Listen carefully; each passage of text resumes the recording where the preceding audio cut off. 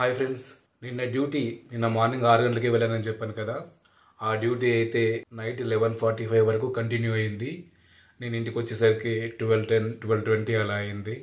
So night 12:20కి వచ్చి నేను పడుకొని మళ్ళీ 4కి లేసాను మార్నింగ్. మళ్ళీ ఈరోజు కూడా పొద్దున 6 గంటలకే డ్యూటీ పడింది. నేను మా ఓనర్కి కాల్ చేసి, సార్ ఏంటి సార్ ఇది, నిన్న 6 గంటల నుంచి నైట్ 12 అయింది, మళ్ళీ పొద్దున్నే 6 గంటల కంటే ఎలా సార్ అంటే, తప్పదమ్మా, సీజన్ కదా, సీజన్లో మన బుకింగ్స్ ఉన్నప్పుడు కొంచెం ఎక్కువ కష్టపడాల్సి ఉంటుంది, అదే అన్ సీజన్లో ఎక్కువసేపు ఖాళీగా ఉండాల్సి వస్తుంది, ఇది నీకు తెలిసిందే కదా, ట్రావెల్స్ అంటే ఇలాగే ఉంటుంది అని చెప్పి అన్నారు. నాకు కూడా కరెక్టే అనిపించింది. వర్క్ ఎక్కువ లేదు అంటే కంటిన్యూ డ్రైవింగ్ ఎక్కువ లేకపోయినా కూడా టైమింగ్ అనేది ఎక్కువ అవుతుంది. నిద్ర కూడా చూసుకోవాలి కదా. ఇవాళ నిద్ర 4 గంటలు మాత్రమే. 4 గంటలు నిద్రపోయి ఈ చలికాలంలో ఈ చలిలో నేను లేచి మళ్ళీ ఇప్పుడు స్నానం చేసి రెడీ అయ్యాను డ్యూటీకి వెళ్ళడానికి. తప్పదు కదా, మనం ఒకరి దగ్గర పని చేస్తున్నప్పుడు అన్నీ మనకు నచ్చినట్టే ఉండవు కదా, కొన్ని విషయాల్లో ఖచ్చితంగా అడ్జస్ట్ అవ్వాల్సి ఉంటుంది. సో అదే ఇప్పుడు నేను చేస్తున్నాను. ఈ జాబ్ అయితే అస్సలు మానేయను, ఖచ్చితంగా ఎన్ని ఇబ్బందులు ఎదురైనా కూడా కంటిన్యూగా చేస్తాను. ఎందుకంటే ఈ సాలరీ బాగుంది, నాకు సరిపోతుంది కాబట్టి. ఇప్పుడైతే టైం మార్నింగ్ 5 o'clock అవుతుంది, బయట ఫుల్ చలిగా ఉంది. ఈరోజు పికప్ వచ్చేసి జూబ్లీ హిల్స్లోని టీటీడీ టెంపుల్ ఉంది కదా, శ్రీ వెంకటేశ్వర స్వామి టెంపుల్, అక్కడి నుంచి పికప్ అన్నమాట. వాల్ క్లాక్లో టైం అయితే ఎగ్జాక్ట్గా 5:12 అవుతుంది. పదండి మనం స్టార్ట్ అయిపోదాం. ఇప్పుడు నేను కార్ దగ్గరికి వెళ్తున్నాను. మధ్యలో ఒక చిన్న టాస్క్ ఉంది, ఆ టాస్క్ ఏంటో మీకు చూపిస్తాను. ఏం లేదండి, డాగ్స్ అంటే మా గల్లీలో కుక్కలు నన్ను ఏమీ అనవు. ఎప్పటి నుంచో నేను వస్తూ పోతూ ఉంటాను కాబట్టి నన్ను చూస్తే సైలెంట్గా ఉంటాయి. కానీ ఆ పక్క గల్లీ కుక్కలు మాత్రం ఎన్నిసార్లు చూసినా కూడా నైట్ టైంలో వస్తే వెంటబడుతున్నాయి. చూద్దాం ఈరోజు ఎలా ఉంటుందో. మీ లైఫ్లో కూడా ఇలా ఎవరైనా డాగ్స్ వల్ల ఇబ్బంది పడి ఉంటే కామెంట్ చేయండి.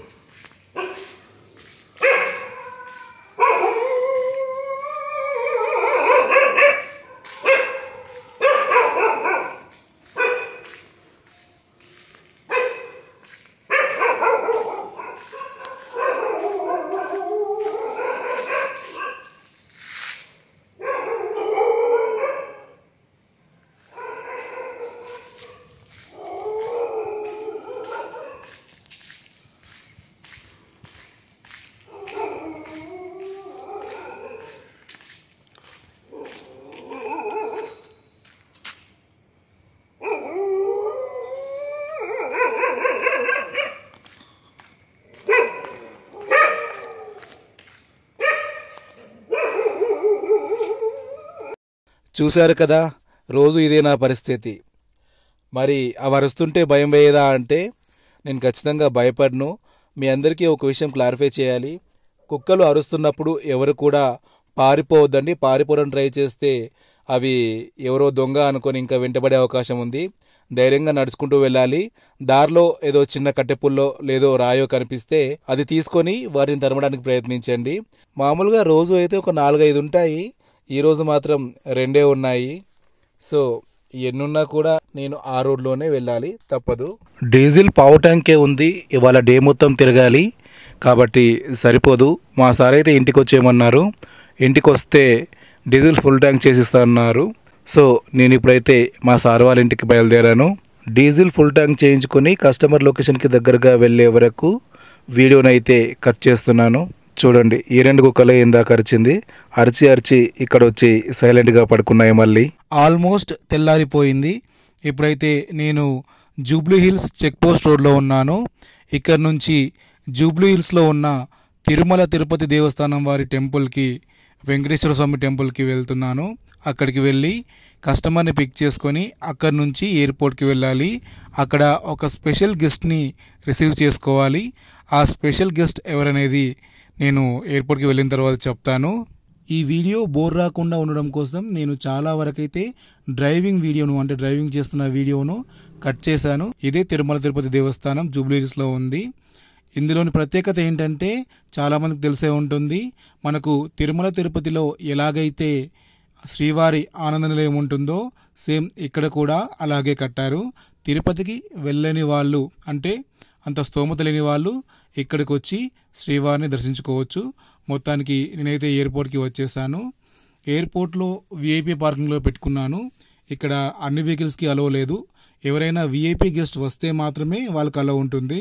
కస్టమర్ వచ్చేసి ఐఏఎస్ ఆఫీసర్, కలెక్టర్ అనమాట. ఎక్కడ ఏంటి అని నాకు తెలుసు, కానీ చెప్పకూడదు, వాళ్ళకి ప్రోటోకాల్ ఉంటుంది కదా, సో అది ప్రాబ్లం. ఫస్ట్ టైం ఒక విఐపికి కార్ డ్రైవ్ చేయబోతున్నాను. ఇంతకుముందు ఒకసారి సెంట్రల్ మినిస్టర్ వస్తున్నారంటే BMW కార్ నడిపాను. అప్పుడైతే చాలా బాగా అనిపించింది, ఎందుకంటే దగ్గర దగ్గర 100 కార్లు, ఆ కార్లలో నేను నడిపిన కార్ ఒకటి. అవుటర్ రింగ్ రోడ్ పైన టూల్స్ లేవు, ఏమీ లేవు, అన్ని గేట్లు ఓపెన్ అనమాట ఆ కార్స్ అన్నిటికీ.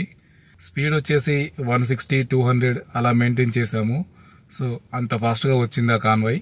ఆ కాన్వాయ్లో ఒక బండి డ్రైవ్ చేశాను. తర్వాత మళ్ళీ విఐపికి డ్రైవ్ చేయడం ఇది సెకండ్ టైం.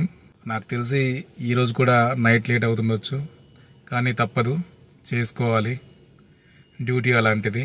కువైట్, దుబాయ్ ఇలాంటి దేశాల్లోనే కాదు, ఇండియాలో కూడా డ్రైవర్కి ఒకేలాంటి కష్టాలు ఉంటాయి. వాళ్ళకి మనకి పెద్ద తేడా ఏముండదు, కాకపోతే అక్కడ కొంచెం శాలరీస్ ఎక్కువ, ఇక్కడ కొంచెం తక్కువ. నిన్న కస్టమర్ వల్ల అయితే నాకు ఒక 500 ప్లస్ అయింది. అది ఎలా అంటే మార్నింగ్ టిఫిన్ చేయమని 100 రూపీస్ ఇచ్చారు, కానీ నేను ఆల్రెడీ టిఫిన్ చేసే వచ్చాను. ఇచ్చినప్పుడు తీసుకోవాలి, తప్పులేదు. నేను టిఫిన్ చేసి వచ్చానంటే మళ్ళీ ఇవ్వకపోవచ్చు. సో డబ్బుల్ని మనం వస్తున్నప్పుడు వదిలేయకూడదు, తీసుకోవాలి. అయితే మార్నింగ్ 100 రూపీస్ ఇచ్చారు, మళ్ళీ మధ్యాహ్నం తినమని చెప్పి ఒక 200 రూపీస్ ఇచ్చారు, మొత్తం 300 అయింది. ఇంకా నైట్ 12 అయింది ట్రిప్ అయిపోయేసరికి. కస్టమర్ హోటల్లోకి వెళ్తున్నప్పుడు ఇంకో 200 టిప్గా ఇచ్చారు. సో మొత్తం నా శాలరీ కాకుండా నాకు 500 రూపీస్ ఎక్స్ట్రాగా మిగలడం జరిగింది. ఈరోజు అలాంటి ఛాన్స్ ఏం లేదు, ఎందుకంటే విఐపి కాబట్టి. సో అప్పుడప్పుడు ఇలా మిగులుతూ ఉంటుంది ఈ డ్యూటీలో, అందుకే నాకు నచ్చింది. ఎక్స్ట్రా ఇన్కమ్ కూడా ఉంటుంది శాలరీతో పాటు. ఇక టైమింగ్స్ ఎంతైనా పర్వాలేదు, చేద్దాం. కస్టమర్ వచ్చేసి చాలా చోట్ల తిరిగారు, విఐపి కస్టమర్. తర్వాత తిరిగి ఆయన్ని ఎయిర్పోర్ట్లో డ్రాప్ చేసి వచ్చేసరికి టైం అయితే ఈవినింగ్ 7:30 అయింది. మా సార్కి కాల్ చేస్తే ఇంటికి వెళ్ళిపోమన్నారు. కస్టమర్తో ఒక ఆయన సాయి అన్న అని చెప్పి టెంపుల్ స్టాఫ్ అయితే వచ్చారు. ఆయన్ని మళ్ళీ టెంపుల్ దగ్గర డ్రాప్ చేసి నేనైతే ఇంటికి రిటర్న్ అయ్యాను. చూడండి ఈవినింగ్ టైంలో జూబ్లీ హిల్స్లో ఎంత ట్రాఫిక్ జామ్ ఉందో. అసలు వెహికల్స్ అనేది కదలడం లేదు, చాలా స్లోగా మూవ్ అవుతుంది ట్రాఫిక్ అనేది. సో ఈ ట్రాఫిక్లో నేను ఇప్పుడు సికింద్రాబాద్ వెళ్ళాలి. ఇది ఫ్రెండ్స్ ఇవాల్టి వీడియో నచ్చితే లైక్ చేయండి. మళ్ళీ నెక్స్ట్ ట్రిప్లో కూడా ఒక ఇన్సిడెంట్ జరిగింది, అది ఏంటి తెలియాలి అంటే నేను నెక్స్ట్ వీడియో చేస్తాను, అందులో తెలుసుకోండి. ఎవరిని అంత ఈజీగా తప్పుగా అర్థం చేసుకోకూడదు అని అయితే నాకు ఆ ట్రిప్లో తెలిసింది. అసలు అలా జరగడానికి కారణం ఏంటి, నాకేం తెలిసింది అనేది నేను వీడియోలో క్లియర్గా ఎక్స్ప్లెయిన్ చేస్తాను. మళ్ళీ కలుద్దాం, అంతవరకు సెలవు, నమస్తే.